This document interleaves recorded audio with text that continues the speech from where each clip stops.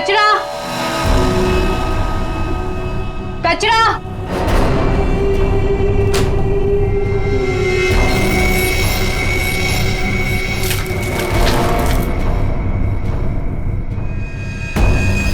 इसको सही जगह फेंकना और संभाल के देना, कोई देखे नहीं। आप चिंता मत कीजिए, मैं सब संभालूंगी।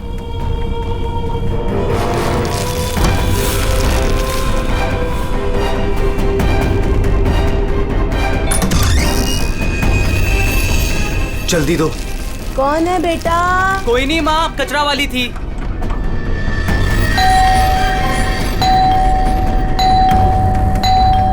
अरे कौन है? कचरा। अरे आ रही हूँ। क्या बैग खराब कर देगी? है? तू कौन है? मैडम, मैं ना नई सफाई वाली है। वो क्या है ना, सविता गांव गई है तो उसकी जगह मेरे को रखा है यहाँ पे। ये सेक्रेटरी भी ना इन्फॉर्म ही नहीं करता है और किसी को भी रख देता है काम पे। क्या मैडम, सुबह सुबह चिलम चिली करने का। लाओ, वैसे भी मेरे को 10 और घरों में जाना है। लाओ जल्दी दो। है तेवर तो देखो, जैसे ऑफिस ही जाना है तुझे। चल जा, नहीं देते डब्बा। हाँ हाँ तो मत दे। वैसे भी तेरे कचरे से कितनी बदबू आ रही है। अच्छा, परफ्यूम मार के दूं कचरा तुझे? अरे तो मैं मरी नहीं चाही हूँ लेने के लिए। बात तो ऐसे करी है जैसे लगता है कचरा नहीं सोना मांग लिया हो। एक मिनट, कहीं आप वही झगड़ालू औरत तो नहीं जो घड़ी घड़ी सबसे झगड़ा करते फिरते रहती है? हाँ, अरे बहुत किसे सुने हैं आपके बारे में। हाँ ए लड़की, मुझसे सवाल चला रही है तू? हाँ, औकात क्या है तेरी? क्या हुआ?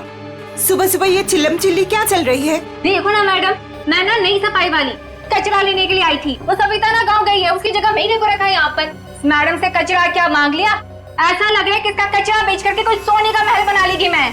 बाबा रे बाबा, कितना झगड़ा करती है ये। ओह, तो इसमें कौन सी नई बात है? सबके साथ झगड़ा करना इनकी पुरानी आदत है। आ गई होशियारी झाड़ने। ए सुन, हमारे फटे में टाउन बताना, माइंड योर ओन बिजनेस। चल, देख रहे हो ना कैसे झगड़ा कर रही है ये। वाह वाह, बड़ी आई। Mind your own business. पहले अपने माइंड का इलाज करा। सबके नाक में दम करके रखा है अपने रोज के झगड़ों की वजह से। भाभी जी please, I am sorry, I am really sorry. आप अंदर जाइए। शोभा, अंदर जाओ।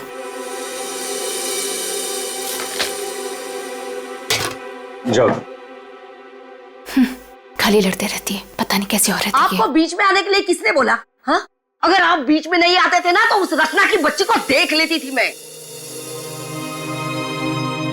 मुझे अंदर ले आए सो आए, आपने सॉरी बोला उसे? सॉरी बोला? अरे किससे पूछ के सॉरी बोला?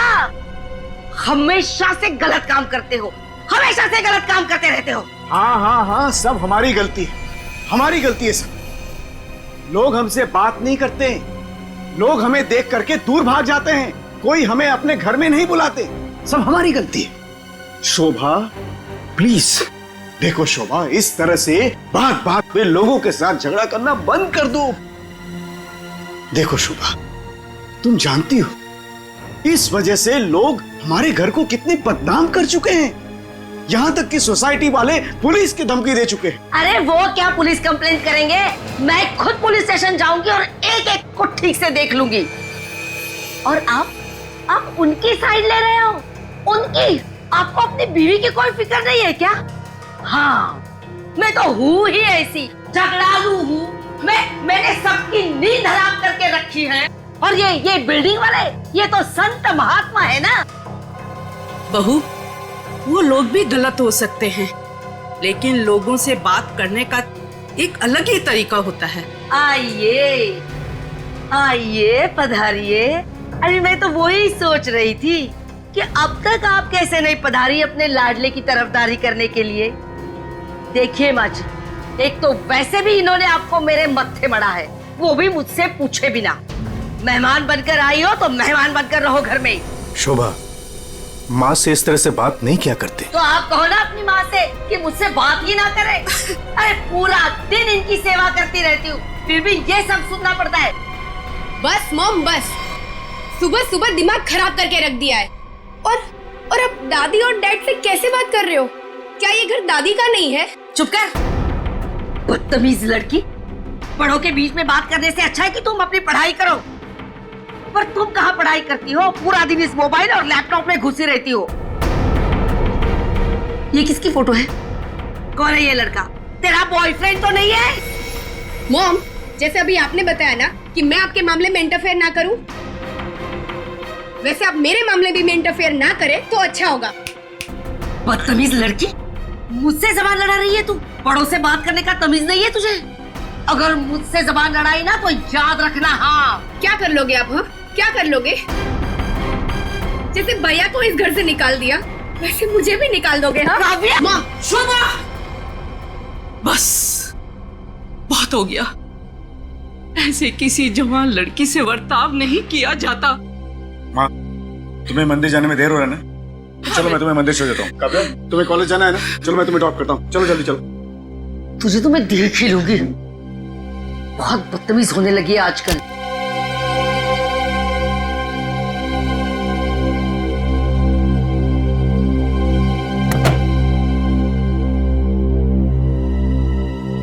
आने दो इस बुढ़िया को मंदिर से। दरवाजा ही नहीं खोलूंगी। देखती हूँ अंदर कैसे आती है।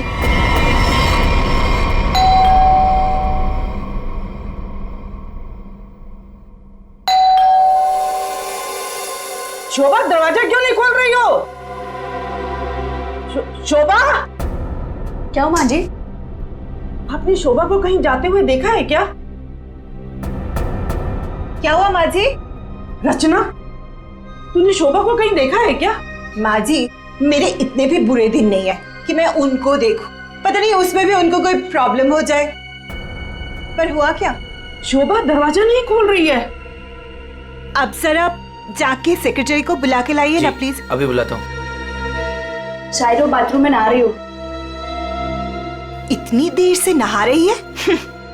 शायद अपना पाप धो रही होगी। माँ जी, आपके पास घर की दूसरी चाबी होगी ना? नहीं है। एक मिनट माँ जी, मैं आपके बेटे मनीष को फोन करता हूँ। हटिए हटिए।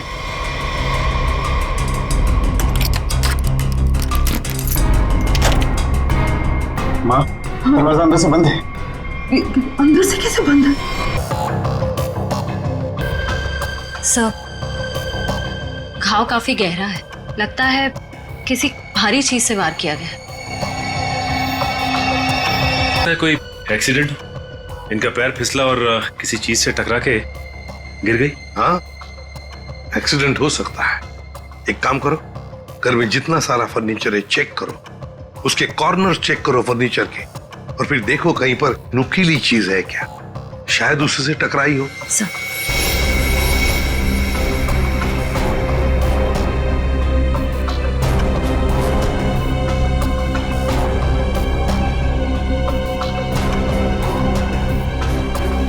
सर। हाँ निखिल। सर, सर टूटा हुआ बांस और सर इस पे खून भी लगा हुआ है। हाँ, लगता है खूनी ने ये बाज बेचारे शोभा के सिर के पीछे मारा है इससे जोर से, और फिर शायद शोभा अपनी जान बचाते बचाते यहाँ से बाहर गई, गिर गई और फिर दम तोड़ दिया होगा। लेकिन सर, दरवाजा तो अंदर से बंद था, कुंडी लगी हुई थी, तो फिर खूनी घर से बाहर गया कैसे होगा? सर, हो सकता है बालकनी से चला गया। नहीं निखिल, इतनी ऊंचाई से कोई बाहर जा ही नहीं सकता है। सर, घर के बाहर सीसीटीवी कैमरा लगा हुआ। बस तो फिर वो सीसीटीवी कैमरा का फुटेज और लॉबी के सीसीटीवी कैमरा का फुटेज सब देख लेते हैं।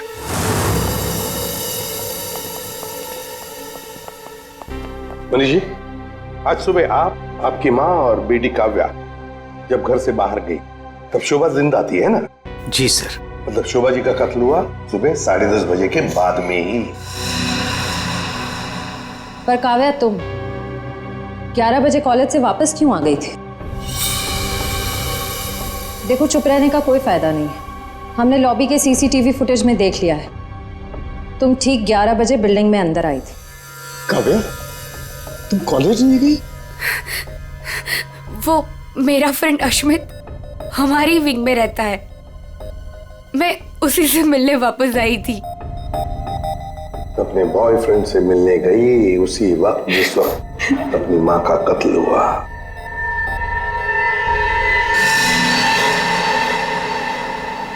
तुम कौन हो?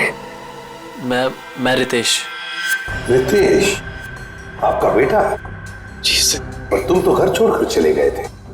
जी वो मैं घर छोड़कर नहीं गया था, मुझे इनकी पत्नी ने घर से निकाल दिया था। मतलब तुम्हारी माँ ने? यही आदर रखते हो अपनी माँ के लिए? यही संस्कार दिया? जब तुम यहाँ रहते नहीं थे तो किस लिए आए थे यहाँ पर? जी वो मैं किशोर से मिलने आया था। सर, अगर आपने सीसीटीवी फुटेज देखा होगा तो आपने देखा होगा कि मैं अपने डॉग को बाहर घुमाने लेके गया था। क्या बात है किशोर, जब ये रितेश तुम्हारे घर पे तुमसे मिलने आया तो तुम अपने घर से बाहर कुत्ता घुमाने निकल गए? हाँ? सर, वो हमेशा आता जाता रहता है, पर इसमें प्रॉब्लम क्या है? प्रॉब्लम है शोभा जी का कत्ल हुआ है, समझे? चलो तुम सबकी बातें मान ली, बच्चे बिल्डिंग में आए अपने दोस्तों से मिलने, मगर घर नहीं गए। बिल्डिंग के अंदर बाहर लोग आते जाते रहे, पर शोभा जी के घर के बाहर कोई नहीं आया। काश अगर कोई भी, एक भी शोभा जी से मिलने जाता तो शायद आज बेचारी मासूम शोभा बच जाती। सर, वो कोई बेचारी औरत नहीं थी, जैसी औरत थी उसके साथ वैसा ही हुआ। क्या मतलब? माफ कीजिएगा मनीष भाई, सोसाइटी की इज्जत का सवाल है। सर, शोभा जी का सोसाइटी में किसी के साथ भी बिहेवियर अच्छा नहीं था। आए दिन छोटी छोटी बातों में झगड़ा करती थी। इवन सर, आज भी उनका झगड़ा हुआ था। झगड़ा हुआ था? किसके साथ? इनसे, रचना जी से। ओह सर, मैं सर, मैंने उसको नहीं मारा सर। मैंने तो कभी किसी मच्छर को भी नहीं मारा सर। एसीपी साहब, इन सोसाइटी के सारे लोगों को मैं जानता हूं, इनमें से ऐसा कोई नहीं है जो शोभा को इस तरह से मार सके। अगर शोभा जी का खून तो हुआ है ना, किसी ने तो किया है। अरे तारिका, ये क्या कर रही हो? ऐसा क्या करते हो डॉक्टर साहब ने? करने दीजिए ना सर, कुछ भला करने जा रही है तो उसे टोकना ठीक नहीं है ना सर? अरे नहीं, मैं जानता हूं अच्छी तरह से। जिस दिन मैं वहां पर लाशों की जगह लेटा हुआ होऊंगा ना, तुम लोग सबको मिठाई बांटने वाले हो, जानता हूं मैं तुम्हारे सारे इरादों के गुब्बारों को उड़ने से पहले ही फोड़ करके दम लूंगा, समझे? हमारी वजह से आप बच गए सालू के साहब, वरना तारिका ने तो आपका सर फोड़ ही दिया था। अरे मैं तो सिर्फ इनायत कर रही थी। अच्छा, सालू के साहब का सर फोड़ने का? जी नहीं, इस औरत के सर पे किस चीज से बहुत जोर से मारा गया है जिससे इसकी मौत हो गई, ये पता लगाने के लिए। देख सालू क्या, किस चीज से मारा ये तो हमें पता है, यही मर्डर वेपन है। हाँ, इस पे तो हमें इनका खून भी मिला था जो उस वक्त तक सूखा भी नहीं था। ये लो, बहुत बढ़िया। हाँ? जो भी वहां पर मिला उस पर भरोसा करके आगे सीधे आना, कमाल है, बिना अपना दिमाग लड़ाए। तारिका, कई बार मैं सोचता हूँ अगर हम नहीं होते तो इन लोगों का बेचारों का होता क्या है? ये बात हमें क्राइम सीन पर मिला है। अगर इससे नहीं मारा गया तो फिर इस पर खून कहां से आ गया? क्या अपने आप चल के आ गया है? ये मैं नहीं जानता हूँ, लेकिन हाँ ये मैं जरूर जानता हूँ कि ये मर्डर वेपन नहीं। डॉक्टर साहब, आप इतने कॉन्फिडेंस के साथ कैसे कह सकते हैं? हाँ, अब आए पॉइंट पर। तो सुनो, इस औरत की मौत हुई है खोपड़ी की हड्डी टूट जाने की वजह से, और हड्डी टूटी नहीं, चकनाचूर हो गई। और ऐसा तभी हो सकता है जब जबरदस्त तरीके से इस पर वार किया गया, बहुत ज्यादा इंपैक्ट की जरूरत होती है। और इस वार से कितनी भी जोर से क्यों ना मारा गया, हड्डी इस तरह से चकनाचूर नहीं हो सकती। अगर इनका खून इस वार से नहीं हुआ है तो फिर किस चीज से हुआ है? बहुत भारी चीज से इसके सर पे वार किया गया है। बहुत भारी चीज से? तो फिर साळुंखे, हमें वहां क्राइम सीन पर इसके अलावा और कोई भारी चीज नहीं मिली, समझे? दया, इसके पास और कोई जवाब नहीं है, हमारा टाइम बर्बाद कर रहा है। चलो। एक मिनट, मैं टाइम बर्बाद कर रहा हूँ? हाँ। मैं डॉक्टर सालू के तुम लोगों का टाइम बर्बाद कर रहा है? हाँ। ठीक है, तो मैं खुद वहां क्राइम स्पॉट पे जाकर के ये थ्योरी प्रूव करके दिखाऊंगा बॉस, तब पता लगेगा कौन टाइम बर्बाद कर रहा है, मैं या तुम खुद अपना टाइम बर्बाद करो। तारिका, मेरे बैठ। अरे बैग दो ना तुम यार, मैं बताता हूँ इन्हें कौन टाइम बर्बाद कर रहा है। Fast quick. सब अभी बता दो, मैं टाइम बर्बाद कर रहा हूँ। सालून के साथ तो कोयले के इंजन की तरह धुआं उड़ाते हुए चले गए। गुस्सा हो गए क्या? हाँ, तुम्हारी वजह से। अब आएगा मजा।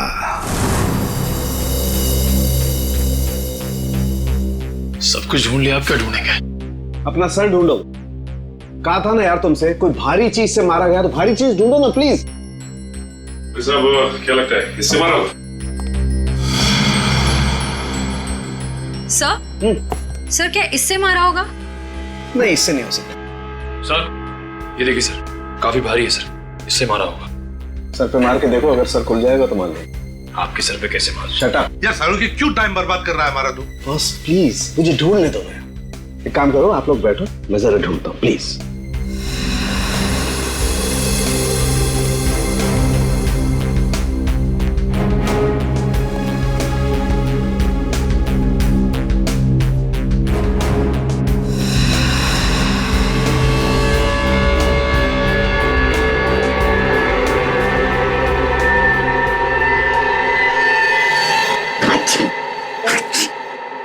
पूरी दुनिया में सर्दी फैलाएगा। ओए, अरे यार क्या हो गया? सर क्या हुआ, आप इतना ठीक क्यों रहे हैं? मसाला मसाला मसाला। हाँ सर, चारों तरफ मसाला गिरा हुआ है और यहाँ पे निशान भी है। लगता है मसाला कूटने का खलबट्टा रखा था यहाँ पे। सर बट्टा तो काफी भारी भी होता है। एक काम करो, आसपास जितने भी घर हैं, सारे के सारे घर चेक करो। श्रेया, दादी माँ को लेकर आओ।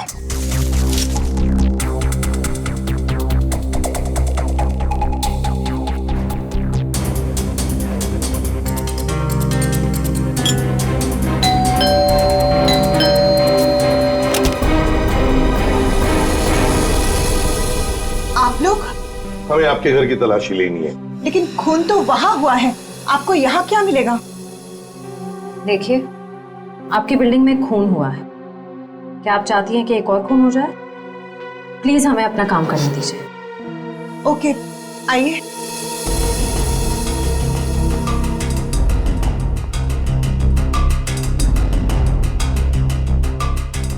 शोभा भी ना मरने के बाद भी मेरी पीछा नहीं छोड़ेगी।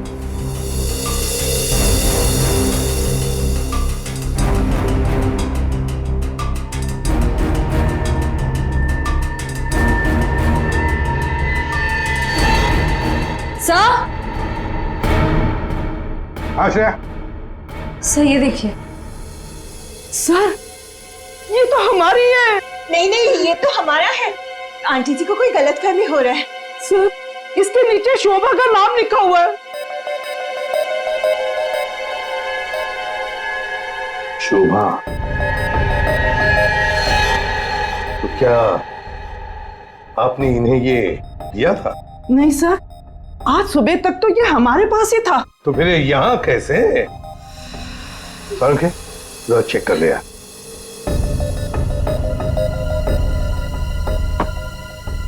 वो क्या है ना सर, मैंने गुल्लू के पापा को छोले खिलाने का वादा किया था।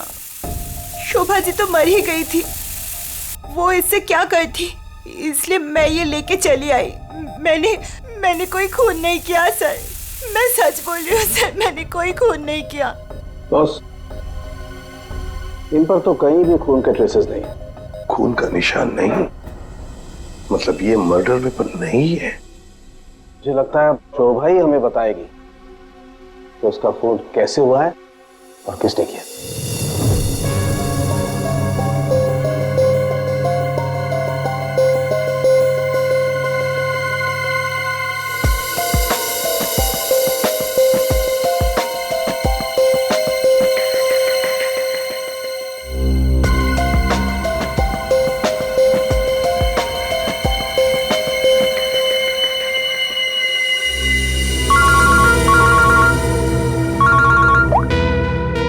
सालुंखे बोल। अच्छा, गेरू मिट्टी। अच्छा ठीक है, सचिन, मर्डर वेपन का पता चल गया है। पर वो क्या है सर? गमला। गमला? हाँ, गमला। साळुंखे को शोभा के कान में गेरू मिट्टी के कुछ अंश मिले। गेरू मिट्टी जो गमले में इस्तेमाल होती है। सर, हमें शोभा के घर में एक भी फ्लावर पॉट नहीं मिला है। देखते हैं।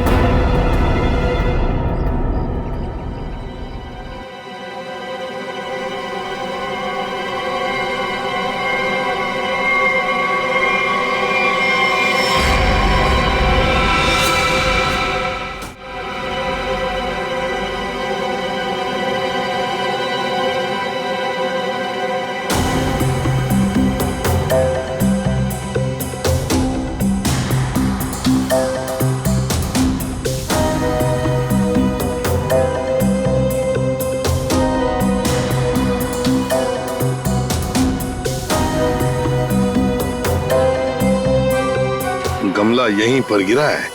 पर सर, गमला गया कहाँ? हो सकता है किसी ने साफ कर दिया हो ताकि कोई सुराग न बचे, लेकिन मौत हुई है इस गमले की वजह से ही। लेकिन सर ऐसा कैसे हो सकता है? घर के बाहर लगे सीसीटीवी फुटेज में तो हमने किसी को कमरे के अंदर जाते देखा नहीं। तो फिर शोभा जी के सर पे गमला मारा किसने होगा? वही तो समझ में नहीं आ रहा है सचिन कि गमला मारा किसने, और फिर इतने जोर से मारा है कि किसी इंसान की जान ही चली जाए। हाँ सर, सवाल ये भी है कि बंद कमरे से खूनी बाहर गया कैसे?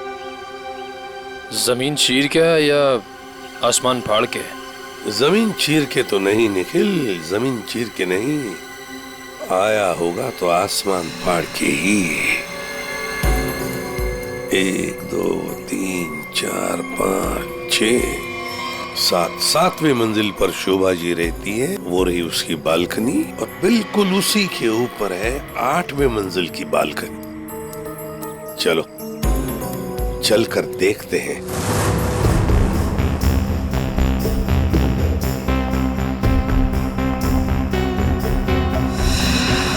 सर?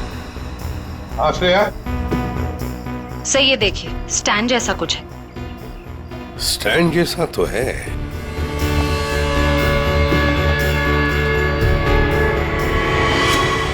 श्रेया, ये गमले का ही स्टैंड है। गमला इसी स्टैंड पर था। ये देखो, यहाँ से गमला यूं धक्का मार के नीचे फेंका गया। ये फ्लैट किसका है? सर किसी एनआरआई का है, और बिल्डिंग का सेक्रेटरी होने के नाते इसकी चाबी सिर्फ मेरे पास ही रहती है सर। क्या हाल फिलहाल में यहाँ पर कोई आया था? मुझे नहीं पता। तुम्हें पता नहीं? तो फिर इसका एक ही मतलब हो सकता है कि जबकि इस फ्लैट की चाबी सिर्फ तुम्हारे पास ही है, तो इस फ्लैट में भी सिर्फ तुम ही आए होंगे। ये क्या कह रहे हैं सर? मेरे कहने का मतलब है कि फ्लैट की चाबी उन्होंने मुझे दी थी। क्या है सर कि सारे एम्प्टी फ्लैट की चाबी ऑफिस के ड्रॉअर में होती है। एजेंट लोग सर कभी भी आते जाते रहते हैं, तो सर मैं 24 घंटे उनके लिए घर पे थोड़ी ना रहूंगा सर। ये खाली फ्लैट्स की चाबियां ऑफिस में रहती है, ये बात सबको पता है?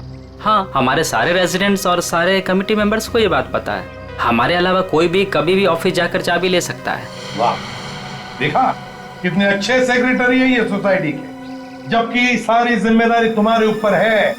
फ्लैट के अंदर कोई भी घुस सकता है, कुछ भी कर सकता है। यहाँ तो एक खून हुआ है, खून, समझे? और ये जिम्मेदारी सिर्फ तुम्हारी है। सर खून तो शोभा जी के फ्लैट में हुआ है सर, इससे इस फ्लैट का क्या कनेक्शन हो सकता है सर? जाइए, आप जाइए नीचे और सबको इकट्ठा कीजिए, सारे रेसिडेंट्स को कंपाउंड में। जाइए जल्दी। जी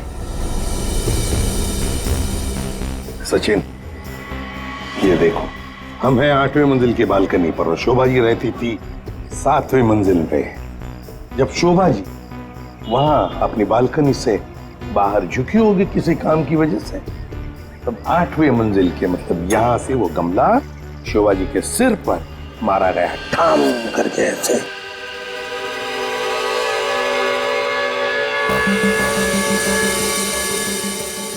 भगवान का लाख लाख शुक्र है, वरना आज तो मसाला कूटने के चक्कर में मेरी कुटाई हो जाती उन सीआईडी वालों के हाथों। इसीलिए छोले को मारो गोली, ये लौकी खिला दूंगी गुल्लू के पापा को।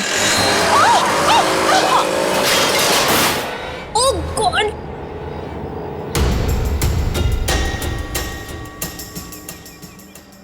ये क्या किया? आज तो शायद लौकी भी नसीब में नहीं है। एक्सक्यूज मी, हाँ गलती आपकी है। एक तो आप मेरे बीचों बीच आ गई, उल्टा आप मुझे सुना रही हैं।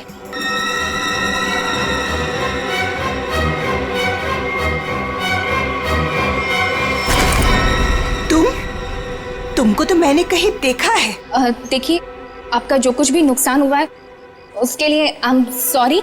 मैं थोड़ी जल्दी में हूँ। रुक रुक, तुम वही सफाई करने वाली हो ना?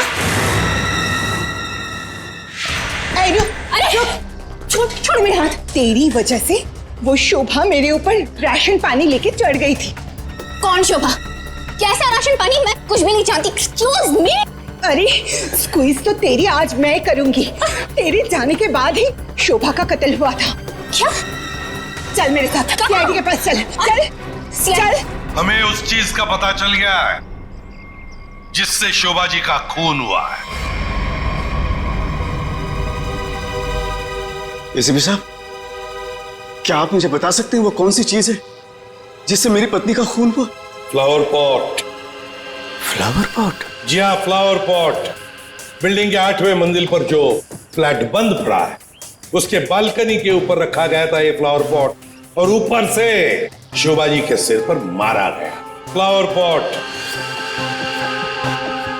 किसने किया ये सब? मुझे नाम बताइए जिसने मेरे परिवार को हमसे छीन लिया। बताइए एसीपी साहब, कौन है वो?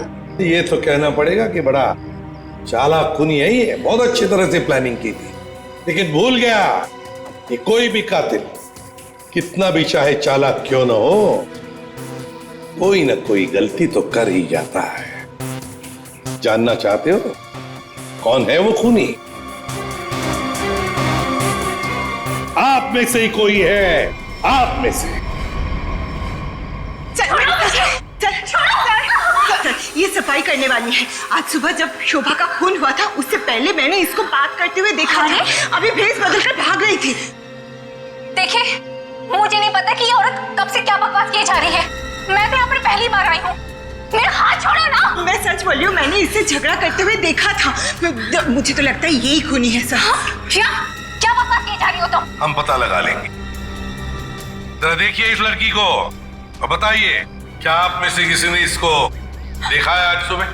हाँ सर, मैंने देखा इस लड़की को। सर, ये वही लड़की है जो आज सुबह में शोभा जी के साथ लड़ रही थी। रुक, कहाँ भाग रही है?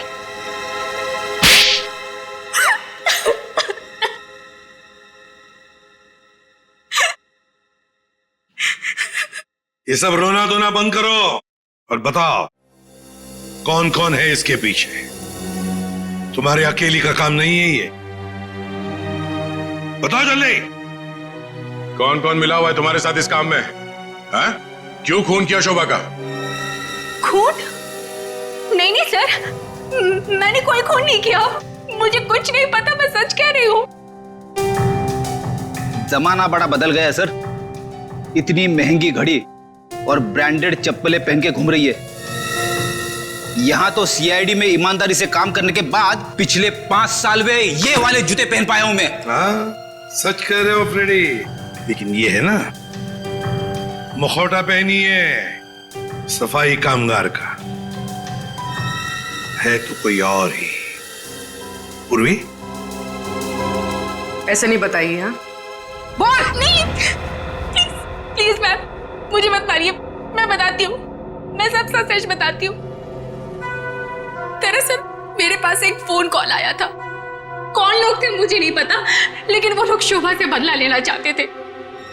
बदला कैसे लेना है वो सारे इंस्ट्रक्शन मुझे फोन पर बता दिए गए थे। मैंने बस उसे फॉलो किया था और कुछ नहीं किया था, खून नहीं किया था सर। एक अनजान आदमी ने तुम्हें फोन कॉल किया और तुम उसकी मदद करने के लिए तैयार हो गई? हाँ सर। ऐसी क्या दुश्मनी थी तुम्हारी शोभा से?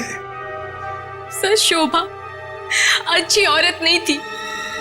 वो बहुत ही घमंडी और झगड़ारू किस्म की औरत थी। समय एक स्टोर में सेल्स गर्ल का काम किया करती थी। मेरे स्टोर में आई वो एक दिन, नेल पेंट दिखाने के लिए कहा। नेल पेंट का ढक्कन जब मैं खोल रही थी तो सर गलती से वो नेल पेंट की कुछ बूंदें उसके साड़ी के पल्लू पे गिर गई थी सर। उसके बाद उसने जो हंगामा खड़ा किया, मैंने उससे माफी मांगी, मिन्नती की कि प्लीज मुझे माफ कर दीजिए, लेकिन उसने मेरी एक बात भी नहीं मानी। मैनेजर के पास चली गई सर। मैनेजर ने मुझे नौकरी से बाहर निकाल दिया। 2 महीने तक मुझे कहीं कोई नौकरी नहीं मिली। घर का किराया तो दूर, खाने तक को मेरे पास पैसे नहीं थे। मकान मालिक मेरे सर पर चढ़ करके मुझे परेशान करने लगा, कहा कि निकलो मेरे घर से। सर, उसने मेरी पूरी जिंदगी तबाह कर दी। फिर मैंने ठान लिया था कि उस शोभा से मैं बदला जरूर लूंगी। इसलिए तुमने कानून को अपने हाथ में लेने का फैसला किया है? सर, मैं मानती हूँ कि मुझसे बहुत बड़ी गलती हो गई। प्लीज आप लोग मुझे माफ कर दीजिए, प्लीज। ये लो, सब कुछ मान लिया तो माफी मिल गई? ऐसे लगता है तुम्हें? है? तुम्हारी सजा हम कम कर सकते हैं, मगर एक शर्त पर। हाँ सर, मुझे आप लोगों की सारी शर्त मंजूर है। बताइए मुझे क्या करना होगा। तो ये बताओ कि फोन पे एग्जैक्टली क्या इंस्ट्रक्शन दिए गए थे तुम्हें?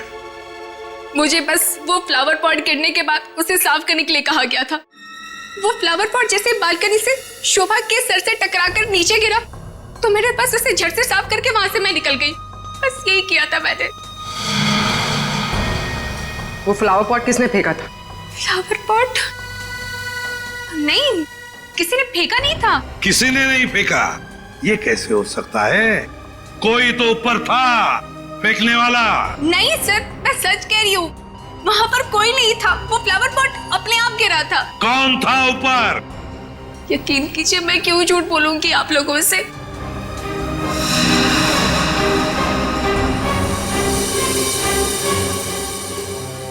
निखिल, पता लगा किसका फोन आया था शीला को इंस्ट्रक्शंस देने के लिए? सब उदय, टूटे हुए फ्लावर पॉट के टुकड़े अच्छी तरह से देखो।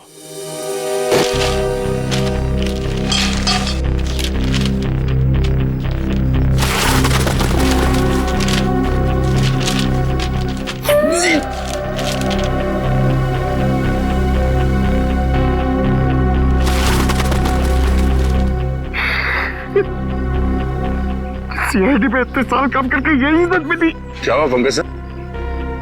कोई इज्जत चाहिए आपको? नहीं, वो सर, इसमें सिर्फ सड़ा हुआ कचरा है सर, और कुछ भी नहीं है सर। यहाँ पे थोड़ी देर और खड़ा रहा ना तो मैं बदबू के मारे शहीद हो जाऊंगा सर। कुछ नहीं होगा तुम्हें, काम पे ध्यान दो।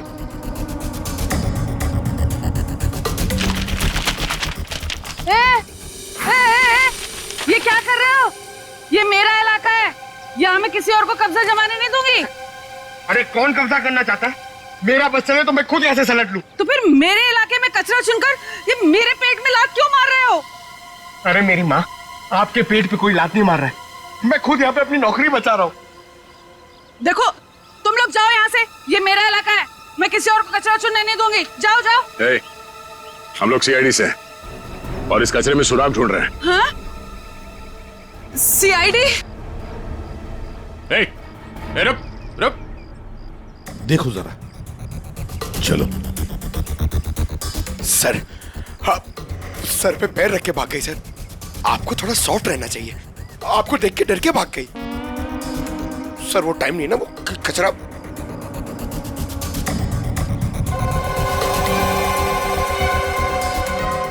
सर, हाँ? ये देखिए, ये कुछ गमले के टुकड़े मिले हैं।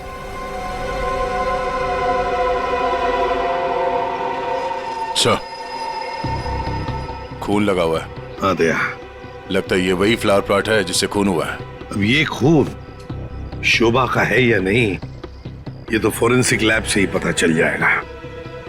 लेकिन और भी तो कुछ होना चाहिए यहाँ पर, और कुछ होना चाहिए। देखो जरा, अच्छी तरह से देखो दोबारा। सर बाकी तो हमने हर जगह देख लिया सर, और ऐसा कुछ मिला नहीं। जो देखो तो सही। यहाँ मैंने कुछ नहीं किया साहब, मैं निर्दोष हूँ साहब, मैं निर्दोष हूँ। कुछ नहीं किया तो हमें देख के भागी क्यों? वो साहब, बिरजू कह रहा था कि जब भी पुलिस वाले देखो ना तो अपनी जान बचाओ और भागो, पता नहीं फिर कब मुसीबत में फंस जाए। एक मिनट देखो, किसी भी मुसीबत में नहीं फंसोगे तुम। इतना बताओ, क्या सुबह तुमने यहाँ से कुछ कचरा उठाया था? हाँ? घबराओ मत। उठाया था कचरा? हाँ, उठाया तो था, इस थैले में ही है। दिखाओ जरा। नहीं नहीं, मैं नहीं दूंगी, ये मेरी रोजी रोटी है साहब। अरे हमें उसका भजिया नहीं तलना है, हमें सिर्फ ये देखना है कि उसके अंदर क्या है। इधर दो।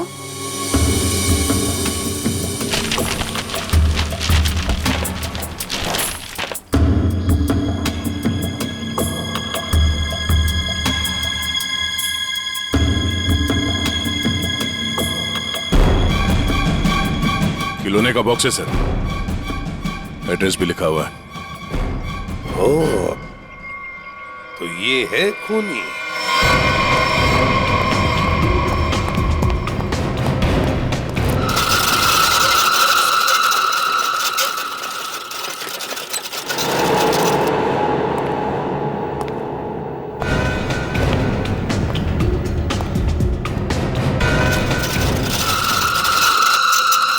कौन है? कौन है? अरे कौन है यहाँ? सामने आओ। कौन है?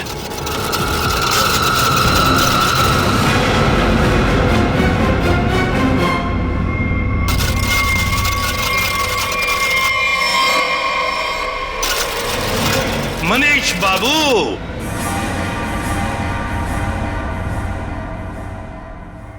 हाँ, खिलौनों के साथ बहुत खेल खेल लिए, अब ये तुम्हारा खेल खेलना खत्म।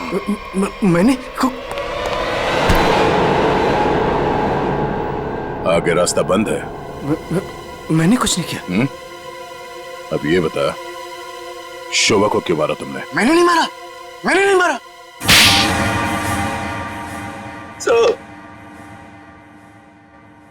शोभा एक झगड़ालू औरत थी साहब, झगड़ालू औरत। हमेशा गालियां देती थी साहब, हर छोटी मोटी बात पे चिल्लाती थी, भद्दी भद्दी गालियां देती थी। आतंक था साहब उसका एक। हम सबको वो मेंटली टॉर्चर दे रही थी साहब, लेकिन फिर भी हम सबने सहा, हर बात को सहा साहब। जब तक ये बात घर के चार दीवारी तक थी तब तक तो ठीक था, लेकिन धीरे धीरे ये बात साहब घर के चार दीवारी से बाहर निकल के मोहल्ले तक फैल गया। आए दिन लोग पड़ोसी हमारे पास आते थे कंप्लेन लेकर के, शोभा ने किसी का झगड़ा किया, मारपीट किया। तंग आ चुके थे साहब, हम लोग तंग आ चुके थे। फिर भी हमने शोभा को समझाने की कोशिश की, मगर वो नहीं समझती थी, नहीं समझती थी साहब। हमने तो थक के छोड़ दिया था ये सोचना कि उसे समझाना रोकना हमारे लिए मुमकिन ही नहीं है साहब। बस सिर्फ इसी वजह से तुम लोगों ने उसकी जान ले ली? तो और क्या करता, और क्या करता साहब, बताइए आप मुझे। सोसाइटी वालों ने उसे तंग आकर के हमें नोटिस दिया घर खाली करने के लिए। अगर हम घर खाली नहीं करते इस सूरत में वो हमें पुलिस की धमकी दी।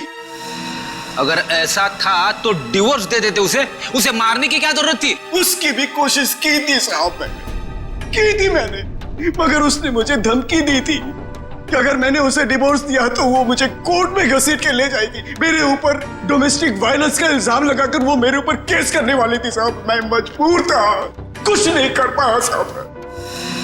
रितेश, शोभा तो तुम्हारी माँ थी ना? सर, माँ का प्यार इस दुनिया में सबसे बड़ा प्यार होता है सर, पर वो तो सिर्फ अपने आप से प्यार करती थी सर। उसकी जरूरतें, उसका घमंड सिर्फ उसके लिए ही था सर। इस वजह से जब उसे मेरे और मेरी गर्लफ्रेंड वानी के बारे में पता चला तो उसने इंसल्ट करके मुझे घर से बाहर निकाल दिया सर। और इसलिए जिस माँ ने तुम्हें जन्म दिया उसे ही मौत की नींद सुला दी तुमने, सिर्फ अपने खुशियों के लिए। हा? एक दिन रितेश मेरे पास आया एक सुझाव लेकर। उसने कहा कि पापा, अगर हमारी जिंदगी में शांति और चैन चाहिए तो शोभा की जिंदगी खत्म करनी होगी। और इसके लिए तुमने अपने पड़ोसी किशोर और नवीन की मदद ली? जो शोभा के दुश्मन थे उसके बर्ताव की वजह से। हाँ, सिर्फ इनको ही नहीं दया, इन्होंने बाकी सारे लोगों से भी कांटेक्ट किया जिनका कोई ना कोई झगड़ा था शोभा के साथ। उन सबको अपने प्लान में शामिल कर लिया, शोभा को मारने के प्लान में। शीला के बारे में तुम्हें कैसे पता चला? काव्या ने मुझे बताया उस दिन शीला और शोभा के झगड़े के बारे में, क्योंकि काव्या शोभा के साथ ही स्टोर में गई थी। तो तुम्हारे इस प्लान को अंजाम देने के लिए कोई बाहर वाला चाहिए था, और ये शीला इस काम के लिए एकदम परफेक्ट थी, और इसे शोभा से बदला लेना था, इसलिए ये भी मान गई। हैं? वैसे सारी प्लानिंग की कैसे तुम लोगों ने, बताओ जरा। नवीन ने ऑनलाइन पर ट्रॉली बुक की थी। डिलीवरी होने के बाद वो ट्रॉली और रिमोट वाणी को दिया था। वाणी पेशे से इंजीनियर है साहब। वो ट्रॉली और गमले को किस तरह से रखना है इसकी प्लानिंग उसने नहीं की थी, और फिर वो ट्रॉली और रिमोट लाके किशोर को दे दिया, और फिर काव्या और रितेश ने मिलकर वो गमले और ट्रॉली को ऊपर बैल्कनी में सेट कर दिया। तुम्हें कैसे पता चला कि ये शोभा बालकनी में किस वक्त आने वाली, कितने बजे? साहब हर रोज सुबह 10 बजे एक भाजी वाला ठेला लेकर के हमारे बिल्डिंग के नीचे आता है, और शोभा उस पर बैल्कनी में खड़े होकर के खड़ी खोटी सुनाती थी साहब, चिल्लाती थी, झगड़ती थी उससे। बस मुझे उसी मौके का इंतजार था।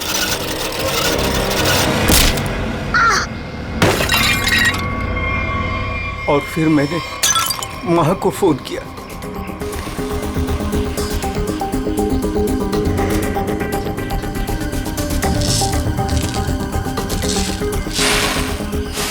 कभी एक बार भी नहीं सोचा कि शोभा के ऐसे स्वभाव के पीछे कोई वजह हो, कोई कारण हो सकता है उसे कोई दिमागी बीमारी हो जिसका इलाज हो सके।